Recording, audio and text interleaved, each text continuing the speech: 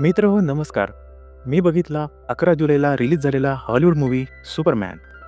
या मूव्हीचं नाव सुपरमॅनपेक्षा weak man असं असायला हवं होतं.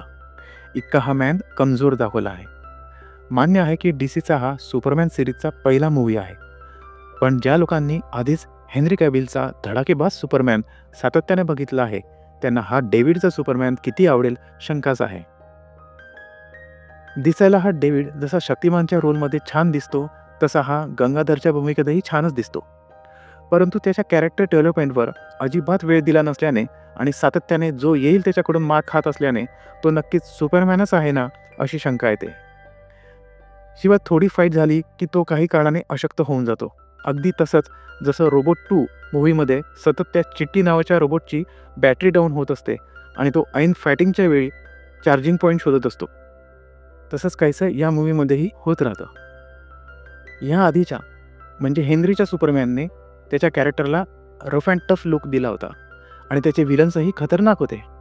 त्यामुळे ॲक्शनही जोरदार होती. शिवाय त्याचा सूटही चांगला डिझाईन केला होता. डेव्हिडचा सुपरमॅन अजूनही कपड्यांवरून लाल चड्डी घातलेला दिसतो. शिकेल हळूहळू पुढच्या काही मूव्हीजमध्ये. असो, आताचा सुपरमॅन हा खूप चांगल्या मनाचा, मनमिळाऊ, सगळ्यांची काळजी घेणारा वगैरे वगैरे दाखवला आहे. अगदी एका सीनमध्ये तो एका खारुताईची मदत करतानाही दाखवला आहे. तसा तो मध्ये मध्ये हलकी फुलकी कॉमेडी करतानाही दाखवलेला आहे, जे त्याच्या कॅरेक्टर डेव्हलपमेंटला, जे की नाहीच आहे, वेगळं बनलं होते.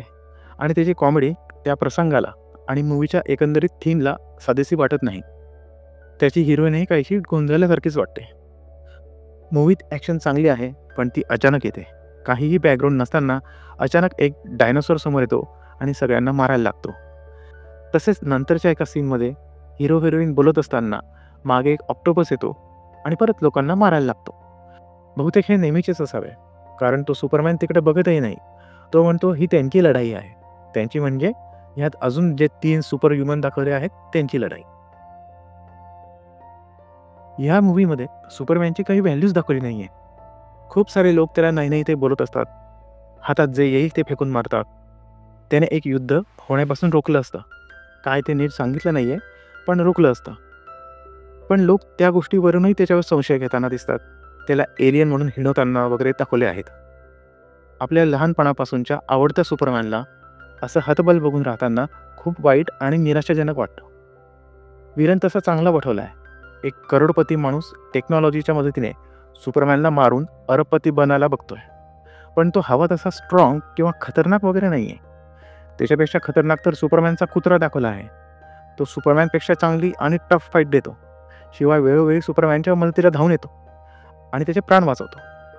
फक्त तो अतिकुत्रापणा करत असल्यामुळे आपल्याला तो काही ठिकाणी नकोसा वाटतो.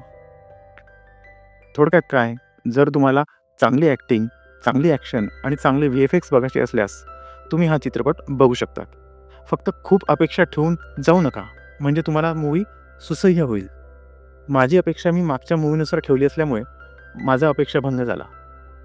मी सुपरमॅन या मूव्हीला देईन 10 पैकी 5 मार्क्स, कारण काही ठिकाणी जरी तो कमी पडत असला तरी काही ठिकाणी मात्र VFX, सायन्स फिक्शन आणि ॲक्शनच्या जोरावर तो तरून जातो.